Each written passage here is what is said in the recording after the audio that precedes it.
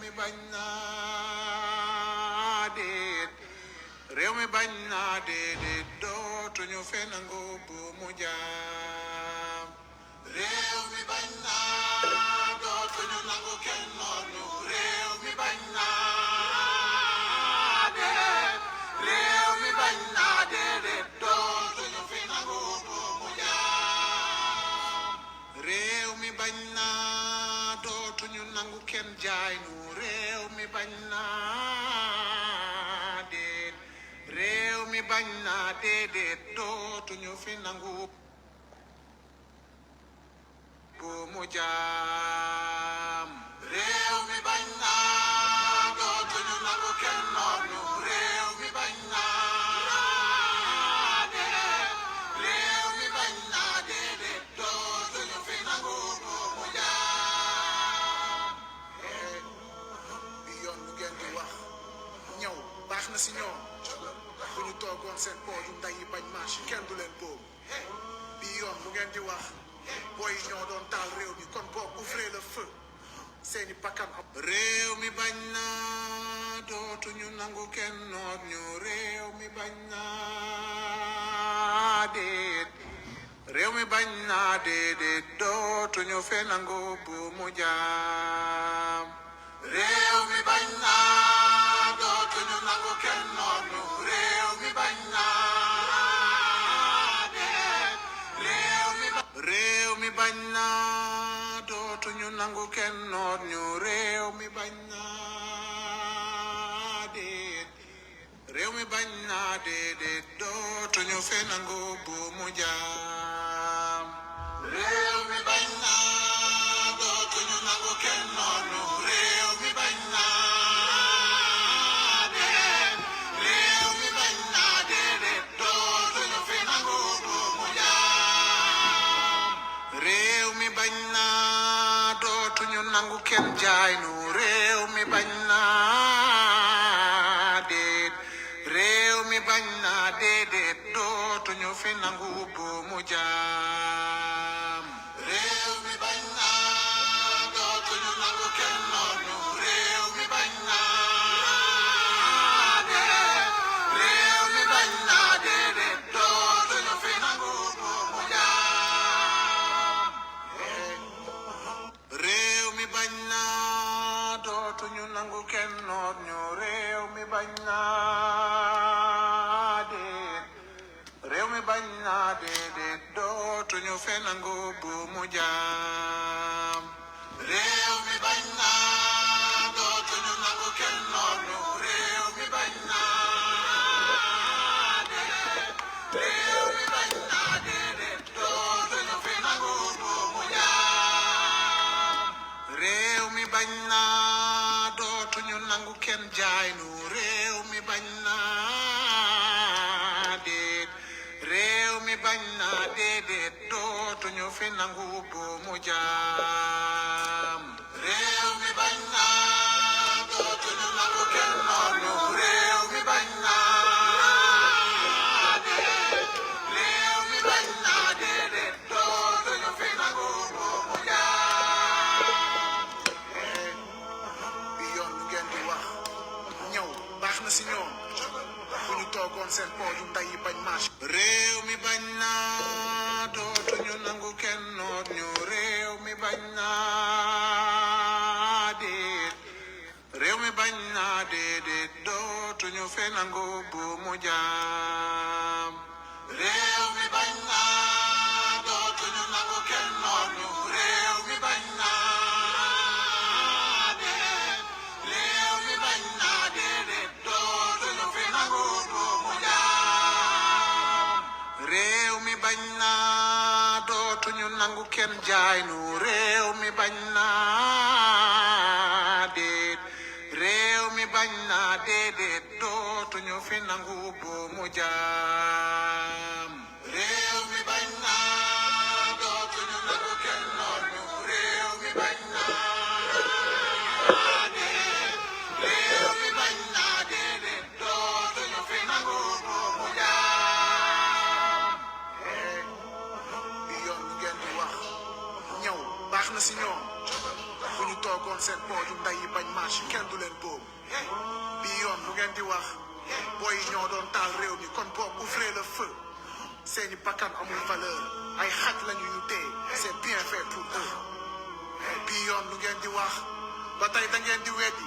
askan wi jóg ngeen gis ay junni mbër te ba tey mënu leen gis benn nervi bii yoon lu ngeen di wax si bii chasse à l'homme on assiste à des exécutions publiques où sont les droits de l'homme bii yoon publiquement la ñu leen di faat si kanamu ñëpp en plein jour c'est un message de terreur ils sont en train de nous dire le prochain parmi vous qui ose manifester ce sera à son tour hey frère ils veulent qu'on voit tout ça c'est une mise en scène macabre et sanguinaire ils veulent qu'on voit tout le sang de nos frères pour qu'on arrête de réclamer justice et surtout qu'on arrête nos chants révolutionnaires hey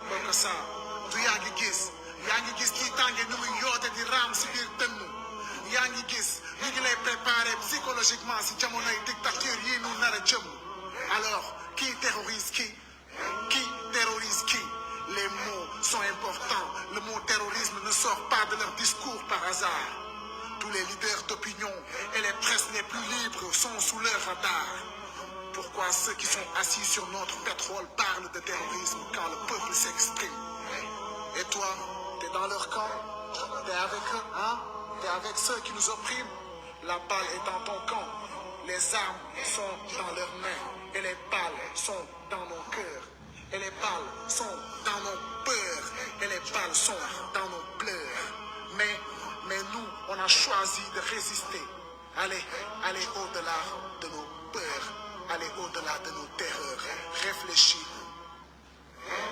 xalaatal waaye bii yoon bul jiital politique bul xeex ngir sa parti billahi sunu àq ak yelleef la ñu bëgg a suul kaay ñu ànd xeex pour une fois pour la patrie xeex pour Sénégal free xeex ngir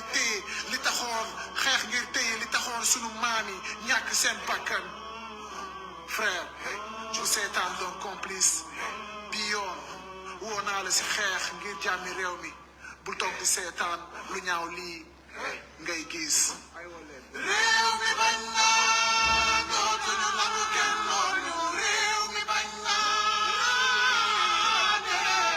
réew mi bañ naa déedéet dootuñu fi nangu mu jaam lii dafa ñaaw alkaati yaa ngi ñuy rey les mains en l'air mënuma ko booleeg di leen tàccu ñi leen doon tàccu xanaa dañoo déggul riiru fetal yi waajur yi di xaacu dañu doon marché rek di leen woo si yoonu jàmm ñoom ñu ni si ordre la ñuy dox sol tenue warul soppi nit robot am ngeen conscience def leen li mu leen jox dañu foogoon ni ñun ak yéen a far dañu foogoon ni ñun ngeen di aar moo taxoon ñu leen di tàccu waaye tàccu police bi taxul alkaati bàyyi dóor ku janoog ñoom di sànni xeer état bi sa néew ngay for bañ weex na waaye deret moo ko lal moytul reetaanu policier bu nguur gi armé jusqu'aux dents bul dof gardien de la paix bëggul sa jàmm yaram li mu bëgg mooy jàmm président dëgg la si biir police bi ñëpp yamunu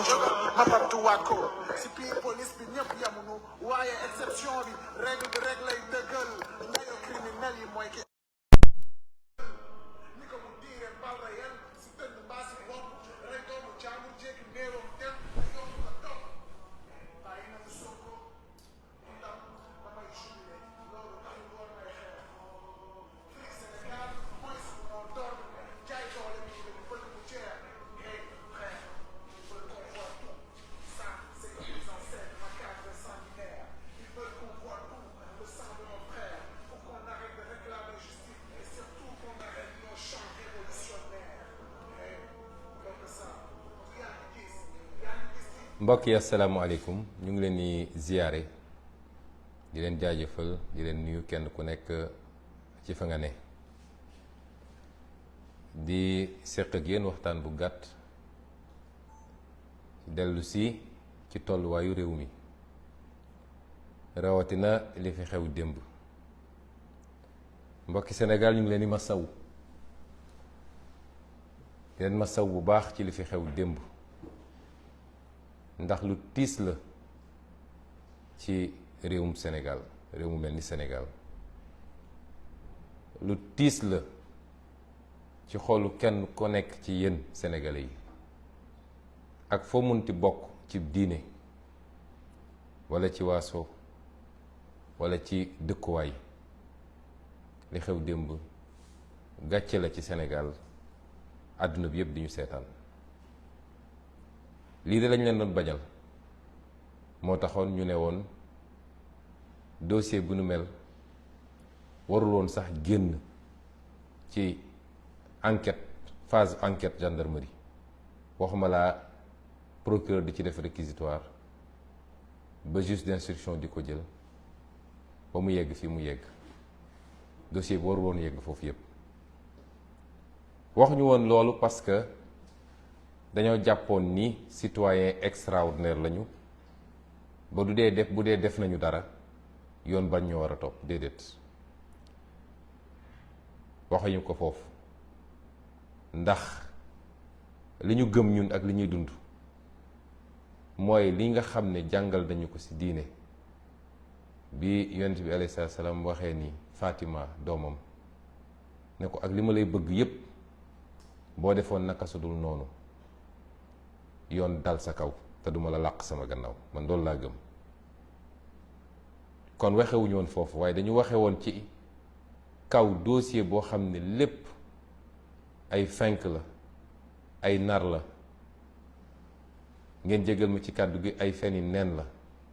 dossier boobu warul woon sax ñu koy yëkkati, rawatina nag mu yegg fii ba lu mat daanaka 20 ci ay bakkan rot nañ ci. lii lañ doon bañal Sénégal. li xew démb defe naa ak sénégalais bu ne fi mu toog rus na. ni ma leen ko doon bañalee nag noonu la ko Macky Sall bëgg la leen ko bëgg leen, ndax li xew ci dossier bi yëpp ma baamu ko weesuwul loxo Macky Sall. ba waxee nag dañ naan moom duñu wax mu singali Macky Sall, waaye Macky Sall mooy wax procureur defal mu def. loolu est-ce que sénégalais xam nañ ko? Macky Sall mooy sant procureur jaaree ko ci Ismaïla Madior Fall mu def, mu ne ko bàyyil mu ba. kon bi procureur Bassirou Guèye di yor dossier bi def ci lim ci def ci ay ñaawteef ba ñëpp gis ko te loolu umpul Macky Sall, mu encouragé ko ci ne ko demal, parce que boobu gisul leneen lu dul sama adversaire politique bi ma gën a sonnal, bi ma gën a jaaxal, am naa fu ma ko téye. loolu andi woon fi lim fi andi woon diggante février ak mars 2021. Sénégal yëpp génn ne ko ànduñoo ak li ngay def ci dossier bi. ñaaw na, salte na, te teguwul ci dëgg. ndax bu ñaawoon te salte te tegu ci dëgg it yoon def li mu war a def rek. ñu foogal ni bu ñu génnee ci loolu dina ci am lu mu jàngat. mu boomoon ci 10 bakkan ak ñeent ba tey jii ñu ngi koy jooytu ñun ñëpp. te commission d'enquête bi mu annoncé woon sax defu ko ci. ñëpp foog ni nag Macky Sall bu jógee ci lii dina seetaat dellu gannaaw. ndekete moom ma nga doon dem uti doole gu mu nootee Sénégalais yi pour mën a wéyal li muy def. seetu ci kilifa diine, seetu ci société civile, seetu ci parti politique, seetu ci kenn koo xam ne ku ñu war a bàyyi xel la. Sénégal dañu war a jàpp ni Macky Sall li mu gëm mooy moom su mattee rek il faut mu dagg. su mattee il faut mu dagg. nekk na ci dëgg nekkul ci dëgg moom bu xasee ba matt faw rek mbir mu dagg. mu nekk ci loolu. ku ne woon Sénégalais yi 2 at ak genn wàll ci gannaaw Macky Sall dina jëlaat dossier bi andi ko, ndax lii lépp weesuwul moom li mu nekk ci gannaaw justice di ko sant ak di ko dig. ñëpp gis nañu instruction bi nga xam ne juge d'instruction bi ñu wax Maham Diallo def na ko démb. defe naa fi mu toog war naa am gàcc, ndax yow sooy instruire dossier ba nga koy instruire yëpp mosuñu laa andil preuve boo mën a téye. te looloo xew démb, ñàkk preuve boobu ba Sénégal yëpp gis ko. ñu dem nag ba démb ci ñi seede ñëpp nga xam ne mat nañu juróom ak lu tegu, ñu dem andi benn seede boo xam ne kenn gisu ko bi ñuy dem gendarmerie, kenn gisu ko bi ñuy dem juge d'instruction, kenn gisu ko ba démb ñu dem làqarti ab témoin boo xam ne kenn xamul fu ñu ko jëlee waaye juge d'instruction xam na ni bi muy def instruction ba di ci bind ba di ma xas man ak di ma saaga yàlla xam na ni gënuma ci bépp fànn nag ndax li mu def xam nañ fi lu ko def loo te liggéey naa ba jóge fi ma doon liggéey kenn mësul xalaat man ñu mën maa imposer ab décision ak lu ko mën a lal ci suuf moo tax démb fi mu toog war naa am gàcce Sénégal yi war nañoo am gàcce ci li mu liggéey noonu ba nii ñu programmé mbokk yi xool leen ci ñaari weer yi ñaata yoon la ñu woo Ousmane Sonko ci justice ci lu tegul ci yoon ñu xam ni procureur moom mooy programmé te procureur mooy Ismaïla Madior Fall mooy Macky Sall ñu ne nag citoyen du négocier ay conditions yu mu demee man négocier wu ma conditions yu ma demee justice dama négocier wul dara dama ne liñ ma bëgg a teg su dee du yoon du ma ko def man négocier wu ma de ndax doo nekk ci dëgg ba pare di négocier niñ ma bëgg a di tëj sama koñ di terroriser sama njaboot di toj samay oto di ma gaañ fileeg looloo ngi fi du ma dem uyu ji kooku du négociation donte nag am na ay kilifa yoo xam ne ci kilifa justice la ñu bokk ñoo dem ba naqarlu ànd ak ñun ni li ñu doon def du yoon ñoom ñoo dem jël seen initiative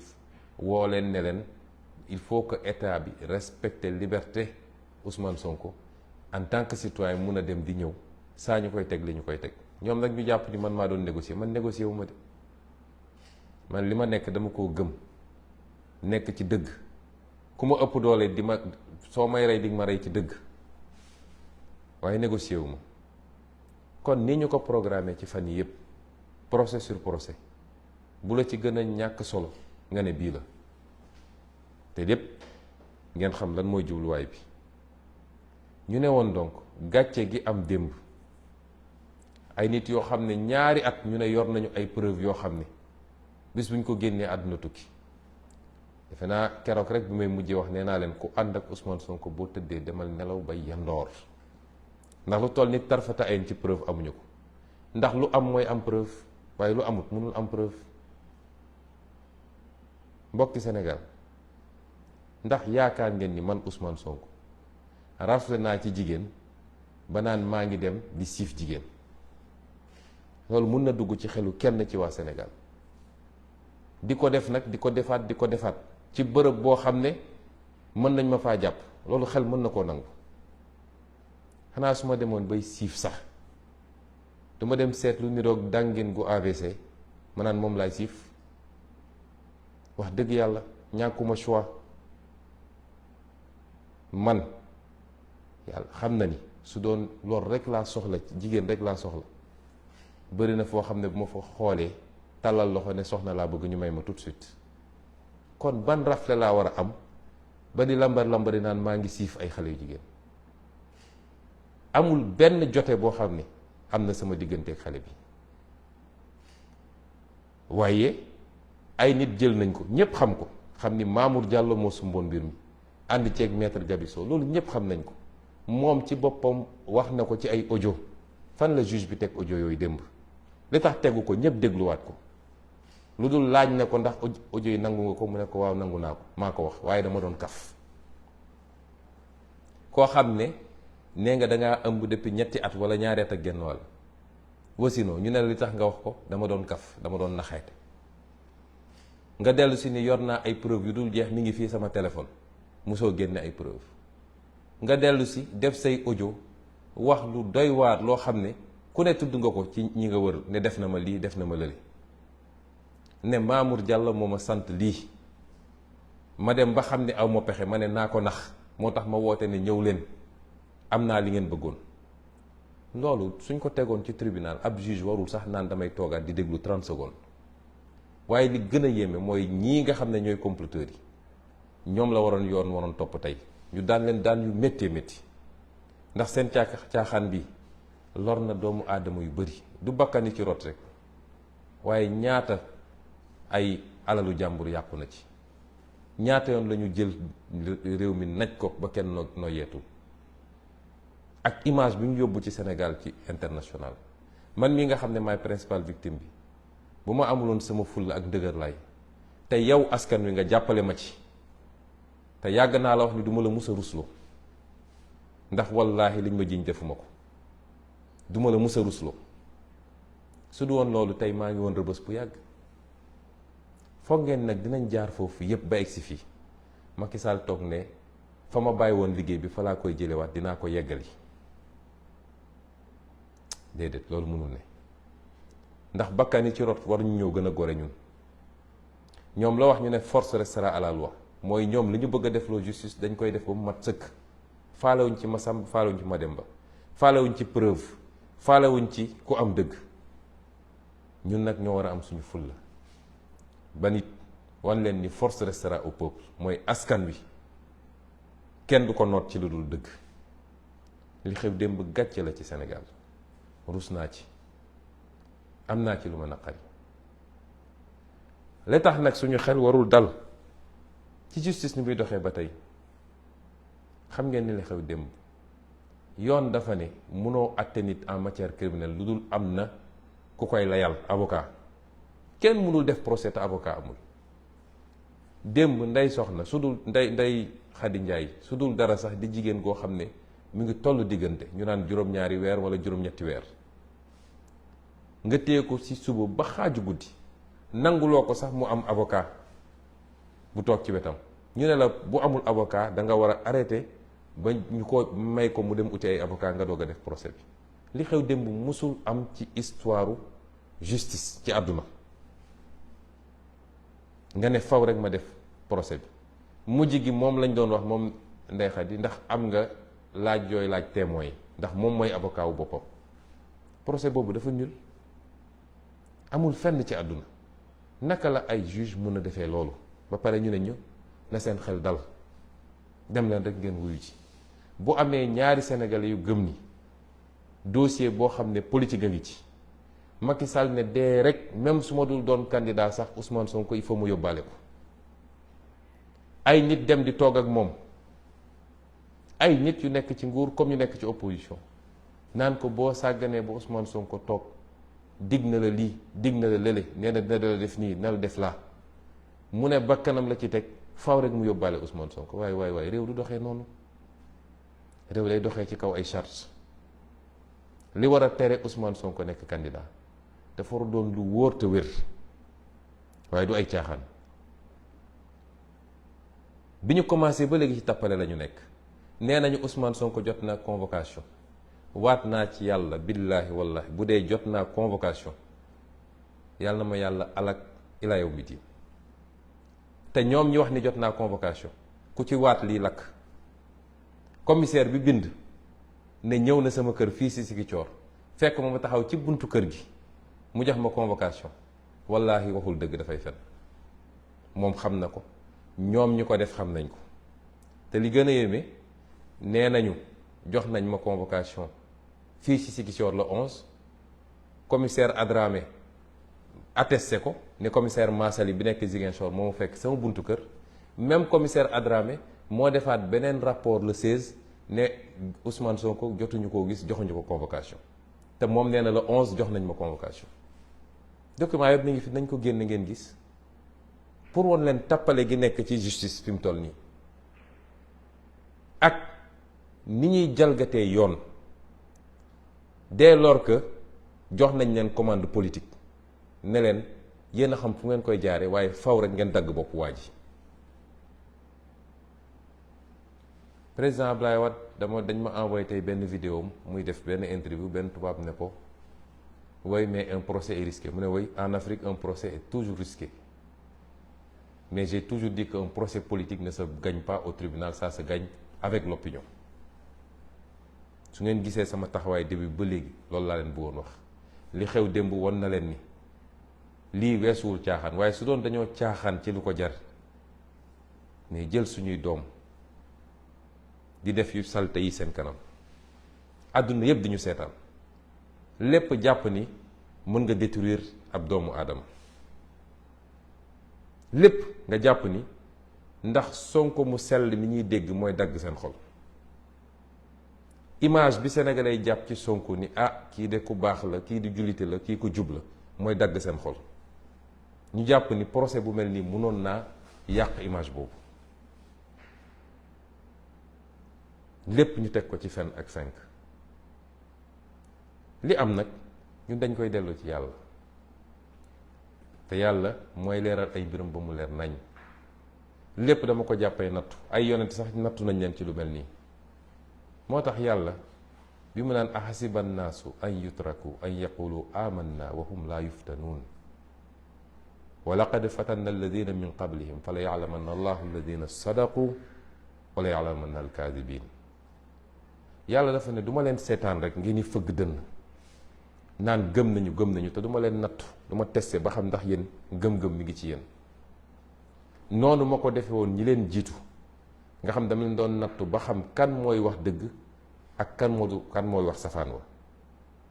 nattu googu nag buñ ko jàpp rek ci wàllu imaan, pas-pas ci diine, mais yéen ñi ma bokkal projet bi yàlla ak ñuy nattu ba xam ndax li ñuy woote ci projet bi dëgg la ci ñun wala du dëgg. fii ñu yàlla jaarale ñetti at yi mu metti loolu ci ñun ak suñu njaboot, ngeen may ma rendre hommage sama njaboot, rawatina samay soxna, ndax dund nañ lu méttee métti te kenn musuma cee wax lu dépassé, te kenn musul jóg ne maa ngi génn kër gi, kenn musul toog ba wax lu jëm ci lii, te ñépp xam ne lii natt gu métti la. ma leen di rendre hommage soxna Khady Kébé ak soxna Anna Diamanka ak samay waajur ak samay mbokk, mais ak waa parti bi yëpp ak sénégalais yëpp nag, ndax sénégalais yëpp koo laaj mu ne la lii xam naa ni ay caaxaani neen la. waaye natt yooyu la ci yàlla jublu mooy gën a peese suñuy mbagg ba xam ndax li ñu bëgg a yóotu attan nañ ko. ñun de dund nañ ci ñetti at yi loo xam ne gaw ma ni am na homme politique Sénégal bu ko mës a dund. waaye nous sommes toujours debout parce que suñu lépp dañ koo dénk suñu borom. dañoo am gëm-gëm te yàlla daf ñoo sant muñ, ku yàgg muñ rek dëgg feeñ. moo tax may woowaat sénégalais yépp, manipulation bi bëri na. nee naa leen lu toll ni jote maag loo xam ne lu ñu nangu la sax amul sama diggante ak ndaw si, te depuis le début wax naa leen ko. waaye manipulation bi bëri na.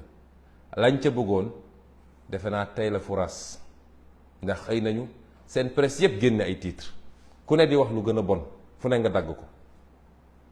waaye peuple bi gëmu ko. seen sànni tàccu def nañ ko, la ñu mënoon yépp def nañ ko, te amuñu ci la ñu bëgg. la ñu mënoon yépp def nañ ko te amuñu liñ ci bëgg. manipulation dem na ba nga gis ab journal bu mel ni l'Observateur nga xam ne Ousmane Sonko lay bañ a dégg, jël li nga xam ne moom la docteur Alfousseyni Guèye wax ñu wëlbati ko totalement ba defe naa sànq rek balaa may commencer émission bi laa gis ni kooku bind na sax communiqué ne liñ ko wax loo yépp mosu koo wax. nit loo ko bañ dee ko waxal li mu def. Sénégalais yi kenn dofu ci, ñu mën a déglu la, ñu mën a xool lañu, te loo xam ne suba ngoon jot réseaux sociaux yi nit ñaa ngi doon def reportage en direct, nga jàpp ni yow mën nga am xëy rek daal di chargé wax lu ñaaw wax lu bon génne Ousmane Sonko ci xolu Sénégalais yi. tey la Ousmane Sonko gën a nekk ci xolu Sénégalais yi. li tax saa su ma génnee ñu gaawantu sànni lacrymogène, xam nañ ni fu ma génn Sénégalais yi génn ànd ak man. kon mu des nag fa ñu jëm. bu ko xool li xew démb xam ni dossier bi dara amu ci, amul benn li ñuy wax élément constitutif d'un viol, début de preuve sax amul. ñépp gis nañ ko.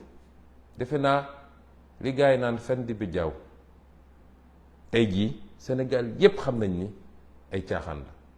teewut pexe bu ne ñu ngi koy ut pour jaaree ko ci justice pour foqati ab condamnation. fi mu ne nii porox ndoll la ñuy ut, façon pression bu nekk dinañ ko def ci juge yi. te ñun Sénégal la ñu dëkk, fii relation yépp xam nañ ko. kan moo bokk ci ban club xam nañ ko, kan la ñu jëlee fan andi ko fan xam nañ ko, kan la ñu tànn ci ban anam xam nañ ko. moo tax nag ma dellu si ma waxoon léegi dossier politiquement lañ koy régler moo tax ma woo Sénégal yëpp ñu jóg takku. tey la suñu marche vers le palais commencé tey la suñu phase terminale u marche vers le palais commencé incha allah bi nañu gën a dëgër gën a takk suñu ndigg ak sénégalais bu mu doon même boo nekkul membre Pastef waaye rek nga bëgg réew mi te bañ injustice yii ñuy def ni waroo ko nangu ndax tam dinañu seetaan loo xam ne tôt ou tard bu ñu amee lu ñu bëgg ba ci opposition bi nag ñi ma ko bokkal mu leer ni Macky Sall bu amee li mu bëgg ci Ousmane Sonko dina jafe trop mu am leneen lu ko të ndax loolu la yàlla dogal def na ko defaat ko mu yomboon loolu ci moom yàlla dogal bi mu egsee ci ñun la jafe ci moom mu jàppal ñu ko nag benn en boo xam ne ndax jàpp na ni moom xàlloon na yoon woo xam ne ay waxu troisième mandat yooyu yëpp formalité lay doon ci moom mu yegsi ci ñun nag ñu doon dangar gi nga xam ne moo ko tëbalee yi moo tax mu def ko mbiru personnel ne faw rek ma def ko lu méttee métti lu nit xalaatul lu métti rek naa ko teg loolu nag dafa interpeller chacun et chacune ci ñun Sénégalais yi ànd naa ak Ousmane Sonko ànd ma ak moom amul solo mais ku seetaan lu dul dëgg ba mu raw buñ ci paree ci fi gën a dëgër buy dal sa kaw dina la bett te doo ci mën dara réew mi justice lañ fi bëgg réew mi jàmm lañ fi bëgg te justice mooy andi jàmm réew mi tolloo la nit ñi lañ fi bëgg réew mi bañ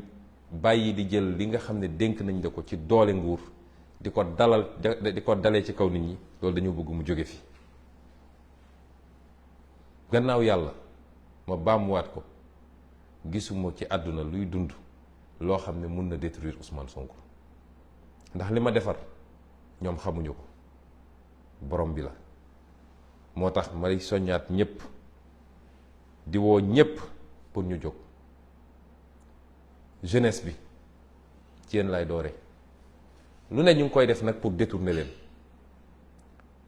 façon parade bu nekk ñu ngi ut façon influenceur bu ne pour yaakaar ni mën na leen détourner yéen jeunesse bi waaye gëm naa ni yéen am ngeen conscience ni seen avenir ngeen di jouer du jëmm Ousmane Sonko man nu mu tuuti li ma waroon am ci àdduna am naa ko te doylu naa ci waaye seen avenir la nous sommes à 8 mois juróom-ñetti weer pour ñu jël réew mi yor ko ci yorin boo xam ne kenn ku nekk ci yéen dina ne man de xalaatu ma woon ni lii Afrique fii dinañ fi yoree nii réew te musuma leen wax lu dañ nag lu ma leen mus a wax gis ngeen ko kon su ma leen ne lii dinañ ko def ngeen war maa gëm ndax gisuma lu ma ko jaral ci àdduna man alal taxumaa daw tur taxumaa daw daraja taxumaa daw waaye liggéey ngir yàlla rek lay doon sama satisfaction mooy liggéey ba Sénégal yëpp ne waaw góor ma dellu toog fi ma toog keneen toog continuer liggéey bi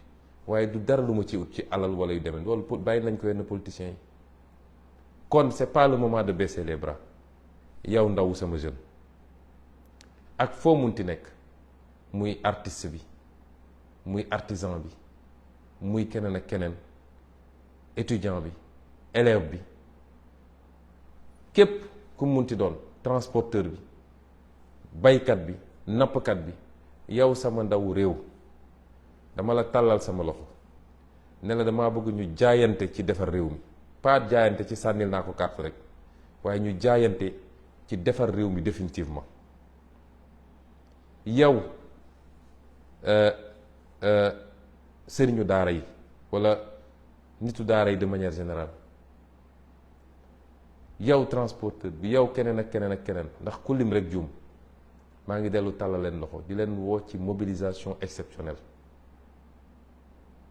Macky Sall na dellu gannaaw ci lii mu nekkee lu ko moy nañu jaral sax ñu ñàkk lépp waaye nañu taxaw jàkkaarloog moom jàmmarloog moom lii lañu bëggoon waxtaan ak yéen di leen wax ni bés ni ki ëllëg gën saa gudd gannaaw ëllëg bu soobee yàlla dinañu door dellu si ci ndakaaru ñun ñëpp nañu waajal ndakaaru ndax fa la mbir yi di amee dellu jaale ñi nga xam ne ñàkk nañ ci nit te mu waroon jeex ci Sénégal waxaat nag tamit ni war nañoo taxaw tembe bañ ñu jàppati suñuy nit ndax kii di Macky Sall su làmbee mun a du dellu gannaaw day continuer di continuer jàpp ji bëri na te tegul ci yoon te kenn mucc ci ku bind article sax ñu jël la tëj kenn mucc ci kon dañu takk suñu ndigg ndax lii weesu na dictature léegi dañ doon wax dictature rampante waaye dictature bu fes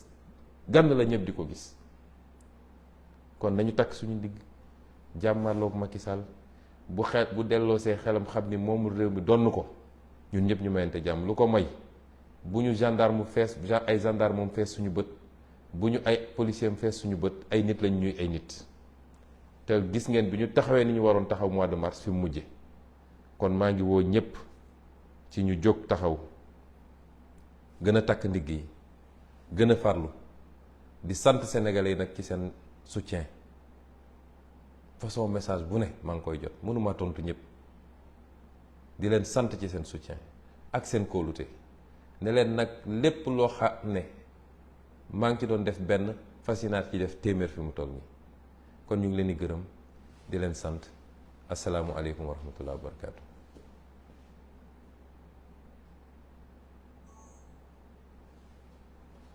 Français.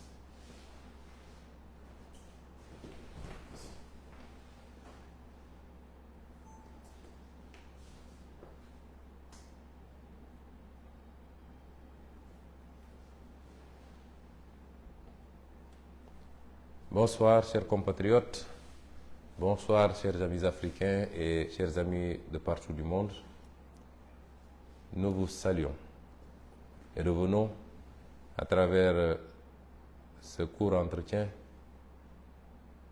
nous exprimer sur la situation du Sénégal qui aujourd'hui attire tous les regards.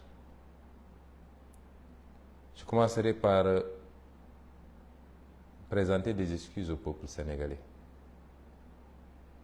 Pas à mon nom, mais au nom de tous ceux qui sont à l'origine de cette mascarade qui n'honore pas le Sénégal. Et ce que nous voulions justement éviter lorsque, au début de cette affaire, nous avions appelé le président Macky Sall et tous les comploteurs qui sont derrière cette affaire-là à reculer pendant qu'il était encore temps. Non pas que nous nous considérions comme un citoyen au-dessus des lois, mais parce que nous considérions simplement qu'il n'y avait pas matière à mettre tout le pays en danger sur la base d'un complot manifeste, non assis sur des faits probants. Ce qui s'est passé hier est venu confirmer ce que je disais au peuple sénégalais, ce que j'ai dit au monde entier. On a vu hier la démonstration du complot. Et lorsque certains témoins, tels que le capitaine Touré, a commencé à développer sur la manipulation du PV d'enquête, on ne l'a pas laissé développer. Lorsque Mme Tal a commencé à développer sur les implications du président Macky Sall, selon les dires même de la plaignante, on n'en a pas tenu compte. Hier, le complot a été mis à nu, nonobstant le fait que, à cause de leur comportement extrêmement injuste, agressif à mon endroit, lors des dernières convocations dont j'ai fait l'objet, nonobstant le fait qu'à cause de cela, je n'ai pu me rendre hier au tribunal, parce que j'ai été très clair et je le rappelle à l'endroit de la communauté internationale. Je n'ai jamais refusé de déférer à une convocation de la justice. Mais tout le monde a vu le traitement auquel j'étais soumis à chaque fois que j'ai essayé de déférer à une telle convocation. Mon quartier est barricadé, ma famille est terrorisée, mes enfants sont privés d'école. Ma voiture est caillassée et cassée. On m'extrait de force, on m'asperge de liquide toxique pour me mettre dans des fourgons. C'est cela qui nous a amené à cette posture de dire, tant que ces comportements déviants de l'État ne cessent pas, nous ne répondrions plus à une convocation de la justice. Mais nonobstant notre absence, vous avez vu ce qui s'est passé au tribunal. Rappelez-vous que lors de la fameuse confrontation que le juge d'instruction n'avait tenu que pour essayer de m'humilier. Quand je suis sorti, je vous ai dit que c'était un massacre. Et hier, c'était encore un massacre. Le seul objectif, c'était de livrer une jeune fille manipulée, à qui on a promis passeport diplomatique et exil à l'étranger, plus de fortes sommes d'argent, qui ne comprend même pas le rôle qu'on veut lui faire jouer, l'amener devant un tribunal et lui imposer des récits salaces, soi-disant pour jeter l'opprobre sur le candidat Ousmane Sonko. Et c'est ça qui est dramatique. Une jeune fille de rien du tout,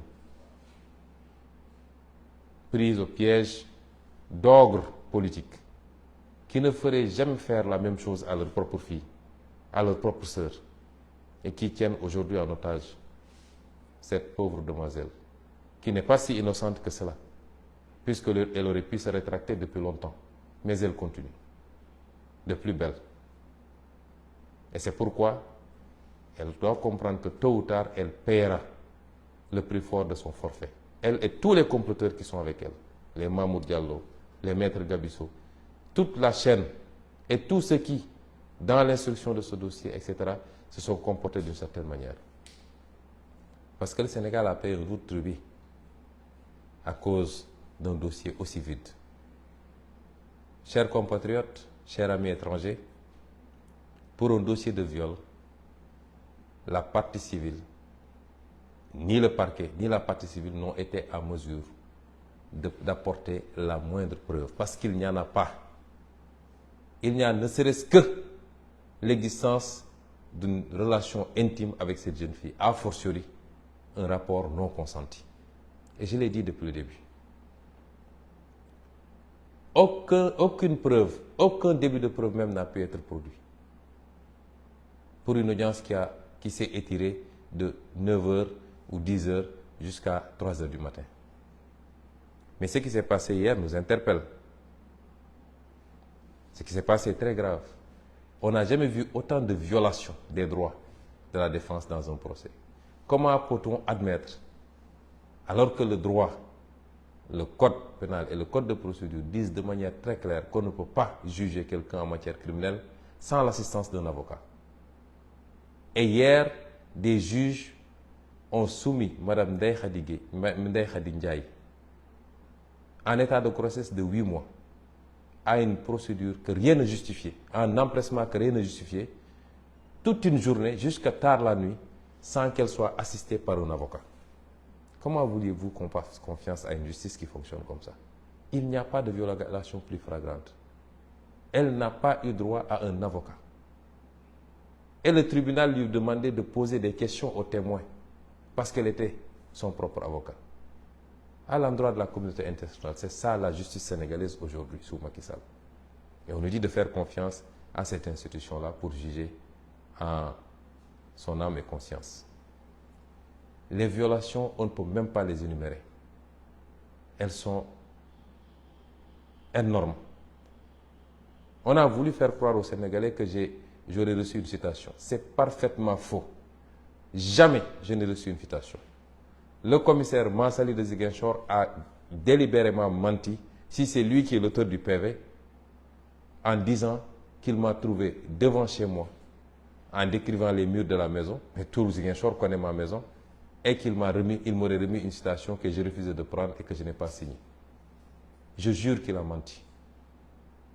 Et, comble de contradiction, on antidate ce document, parce que lui, il a été saisi le 11, au soir. On antidate ce document pour le dater du 11, sous la supervision du commissaire Adramé Sarr de la DIC, et le même commissaire Adramé Sarr établit un autre document pour le 16, donc postérieur à ce document, pour dire qu'il n'a pas pu remettre de convocation à Ousmane Sonko.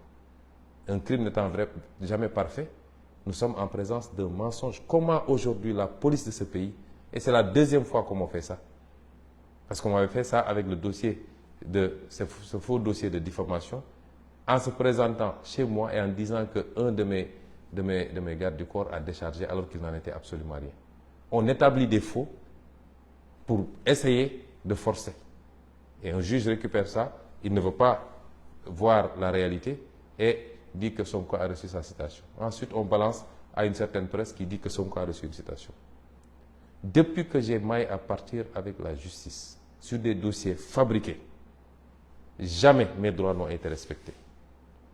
Et aujourd'hui, si on avait une vraie justice, c'est ces comploteurs-là qui auraient dû être poursuivis. Et pourtant, j'ai déposé des plaintes depuis plusieurs mois maintenant. Gageons qu'elles ne seront jamais instruites par cette justice, par ce parquet général complètement pourri, par ceux qui doivent instruire les dossiers. Et c'est ça la réalité du Sénégal aujourd'hui. On nous dit de faire confiance à cette justice. Je suis désolé, je ne ferai jamais confiance à cette justice. Nous sommes en face de dossiers politiques. Et comme disait le président Abdoulaye Wade, un dossier politique ne se gère pas au niveau des prétoires. Et ce qui s'est passé hier le prouve. Depuis quand le tribunal se transforme en une salle de projection pornographique, simplement pour essayer d'atteindre un opposant, sur des faits qui n'existent pas, qui ne sont pas établis. Et c'est pourquoi nous considérons que, et nous continuons à appeler tous les Sénégalais à se mobiliser. Comment est-ce qu'un tribunal peut faire face à une partie civile qui vous étale des mensonges et des contradictions? Les vidéos sont là qui font lésion, où cette partie civile disait détenir des preuves irréfutables sur son téléphone portable. Ni à l'instruction, ni à l'enquête de gendarmerie, encore moins à l'audience, elle n'a pu produire cela. Comment cette partie civile peut dire qu'elle ne connaît pas Mamour Diallo alors qu'il y a une vidéo qui circule où elle dit « c'est moi qui ai enregistré Mamour Diallo parce que je voulais avoir des preuves pour la suite ». Comment cette partie civile peut avoir déclaré avoir été enceinte et 2 ans plus tard, toujours pas de bébé, et devant un juge, elle dit non, c'était juste pour avoir la possibilité de m'échapper. Et enfin, la liste est encore longue, on peut encore sortir, mais comment une partie civile peut reconnaître devant un juge que les audios qui ont été présentés par un témoin, dans lesquels elle disait nommément elle disait carrément que c'était un complot ourdi par Mamour Diallo, qui lui a promis des choses. À la question, est-ce que vous reconnaissez votre voix dans cet audio-là? Et est-ce que vous les validez? Elle dit oui, mais je le faisais juste pour m'amuser et pour tromper les gens. Quelle crédibilité peut-on accorder à une partie civile qui ment à tout le monde, qui a accusé tout le monde, y compris ses avocats, beaucoup de personnalités de la République? Comment est-ce que la République du Sénégal, la justice sénégalaise peut s'abaisser à ce niveau-là pour dire soi-disant qu'ils organisaient ce procès? Simplement parce qu'il faut atteindre Ousmane Sonko. Voilà là où nous en sommes. Et c'est cela que nous voulions éviter au Sénégal. Parce que le Sénégal ne mérite pas ce spectacle-là. Beaucoup de manipulations depuis hier.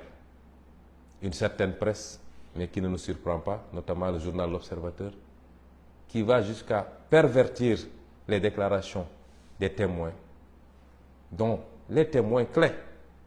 Hier, tous les témoins ont été à décharge. Tous.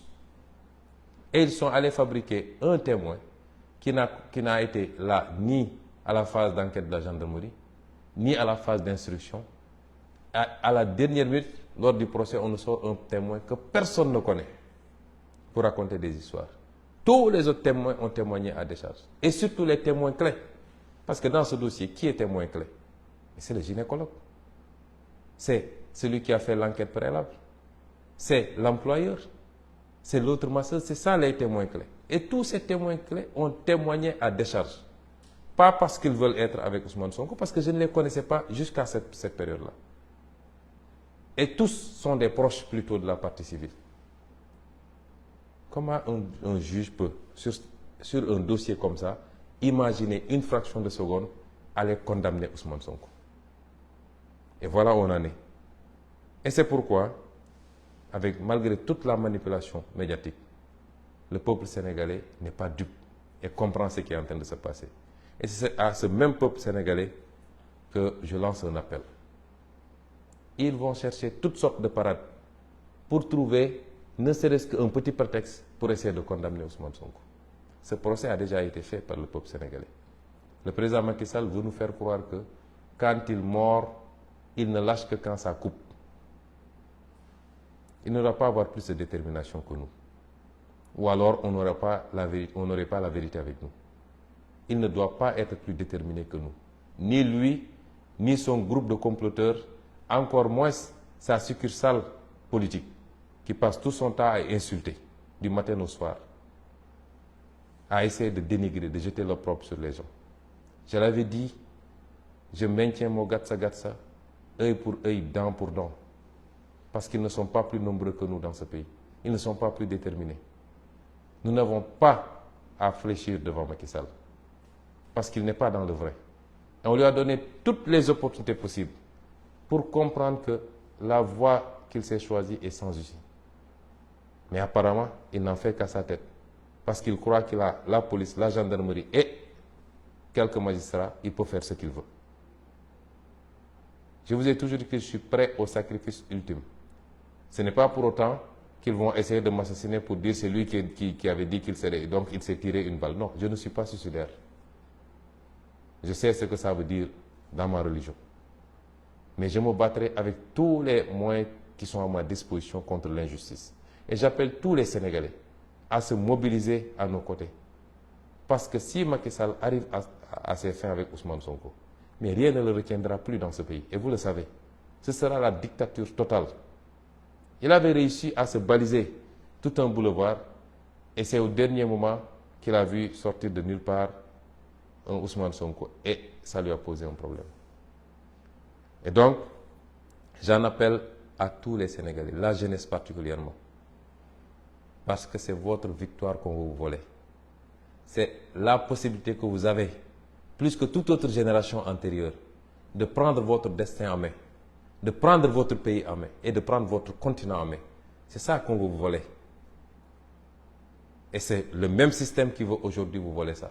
Et se perpétuer dans la corruption, dans le détournement de deniers publics, dans les choix non prioritaires, dans la compromission des intérêts nationaux. Est-ce que vous allez l'accepter? On essaie de vous amadouer. On essaie de prendre soi-disant des influenceurs de partout, etc., pour détourner la jeunesse que vous êtes. Et j'ai conscience que vous êtes aujourd'hui une jeunesse complètement au fait des réalités. Vous avez conscience des enjeux. Et c'est pourquoi j'ai confiance en vous. La jeunesse d'abord, mais toutes les femmes du Sénégal. Parce que quand le pays va mal, les premiers à être fatigués, c'est les femmes. Parce que c'est elles qui gèrent les foyers. Elles ne peuvent pas tourner le dos à la famille. Vous êtes concernés par cette bataille. Les personnes âgées, mais tous les secteurs professionnels et socio-professionnels. Agriculteurs, transporteurs, artisans, marchands ambulants, étudiants, élèves, et j'en passe, enseignants. Vous êtes tous interpellés aujourd'hui. Ce combat est le vôtre avant d'être même celui de Sonko. Je n'en suis qu'un élément. Et notre rôle, c'était de gagner le pari de la conscientisation. Et je pense que vous êtes tous conscients maintenant des enjeux. Nous sommes à 8 mois de la fin de cette première partie de notre parcours. Parce qu'à partir de 2024, s'il plaît à Dieu, nous ouvrons une autre page qui nécessitera l'engagement, la détermination, le patriotisme de chacun et chacune d'entre vous. Ne laissons pas passer cette occasion, parce que nous le regretterions tous. Ne laissons pas passer cette occasion, quelquefois par, excusez-moi d'un certain nombre de termes que je vais utiliser, quelquefois ça peut être par ignorance pour certains. Pour d'autres, c'est parce qu'on a peur de grenades lacrymogènes ou qu'on nous prenne, etc. Mais nous sommes un grand peuple. Macky Sall ne peut pas tous nous emprisonner, encore moins nous tuer. Il n'ose même pas le faire. Donc, ce que vous devez savoir, à chaque fois qu'il y a une victime, la pression s'accroît sur Macky Sall. Au niveau intérieur d'abord, mais au niveau international. À chaque fois qu'il fait des prisonniers politiques, la pression s'accroît sur lui. Continuons à lui mettre cette pression-là, parce qu'il n'a même pas de place pour nous emprisonner tous.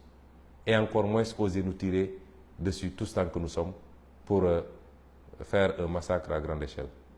Et c'est pourquoi je réitère mon appel à chacun et à chacune d'entre vous. Je rendrai hommage à des femmes. On a utilisé une femme pour mettre ce pays dans la situation où il est. Mais des femmes ont montré énormément de dignité. Et je veux citer Mme Ndeye Khady Ndiaye. Je la donne en exemple à tout le peuple sénégalais. Et nous devons tous la soutenir. Tout Sénégalais qui peut la soutenir n'a qu'à la soutenir. Elle est l'exemple de la dignité humaine. Elle a failli perdre un bébé à cause de cette affaire. Et maintenant, on lui fait prendre des risques sur encore un bébé à cause de cette affaire-là. Et malgré tout, elle reste stoïque. Elle aurait pu encaisser énormément d'argent qu'on lui a proposé. On aurait pu céder aux menaces. Elle a fait l'objet d'attaques physiques. Son mari a été attaqué par des nervis. Mais elle est restée digne. Je veux lui rendre un vibrant hommage. Elle a donné un exemple à tous les Sénégalais, hommes, femmes, tout le monde. Elle ne doit pas être plus digne que nous. Et c'est pourquoi nous devons gagner ce combat-là. Voilà le message que je voulais vous délivrer en vous donnant rendez-vous à Dakar, s'il plaît à Dieu, parce que à partir de demain ou au plus tard après-demain, je ferai route vers Dakar et j'appelle tous les Sénégalais conscients des enjeux, tous les Sénégalais qui ont décidé de refuser la dictature rampante de Macky Sall, tous les Sénégalais qui ne peuvent pas accepter que notre projet soit compromis sur des bases telles que ce qui est en train de se passer, je leur lance un appel, je les convie à se mouvoir vers Dakar, parce que s'il doit y avoir bataille finale, elle se fera à Dakar. Je vous remercie.